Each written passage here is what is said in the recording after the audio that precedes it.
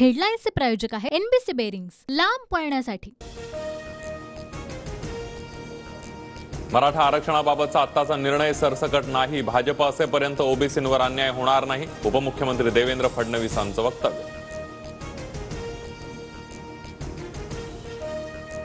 आम्ही ओबीसीतच, फडणवीस बरोबर बोलतात, आमच्यावर अन्याय होऊ देणार नाही, देवेंद्र फडणवीसांचं म्हणणं सकारात्मकपणे घ्या, जरांगे पाटलांची प्रतिक्रिया।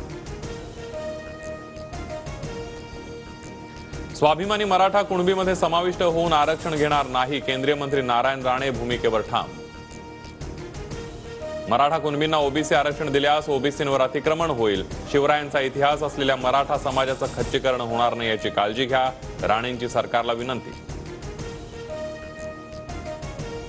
ओबीसीत मागच्या दारानं घुसखोरी सुरू, ओबीसींचं आरक्षण संपवलं जातंय, मी ओबीसींची लढाई लढणारच, मंत्री छगन भुजबळांची भूमिका। ओबीसींच्या आरक्षणामध्ये वाटेकरी केले नाहीत, भुजबळांची चर्चा करून सरकारचा निर्णय समजावू, देवेंद्र फडणवीसांची प्रतिक्रिया। चांगली मुलाखत सुरू असताना मिठाचा खडा कशाला टाकता, निवृत्तीच्या वयाबाबत विचारलेल्या प्रश्नावर अजित पवारांच्या उत्तराने एकच हशा।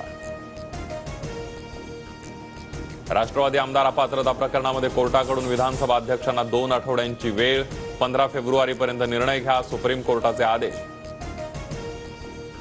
राज्यसभेच्या 56 जागांसाठी निवडणूक जाहीर, 27 फेब्रुवारीला मतदान, महाराष्ट्रातील 6 जागांचा समावेश, नारायण राणे, प्रकाश जावडेकर, वंदना चव्हाण, अनिल देसाईंची राज्यसभा टर्म 2 एप्रिलला संपणार।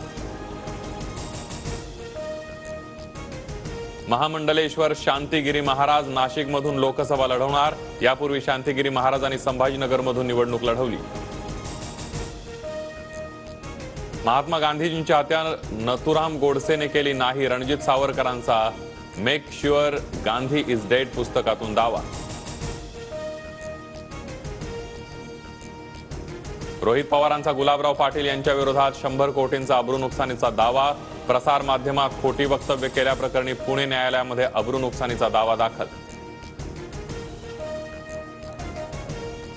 धाराशिव आणि छत्रपती संभाजीनगरसाठी लोकसभा आणि विधानसभा मतदारसंघाचं नाव उस्मानाबाद आणि औरंगाबादच राहणार, निवडणूक आयोगाचे आदेश, 2026 ला जनगणना होईपर्यंत हेच नाव राहणार।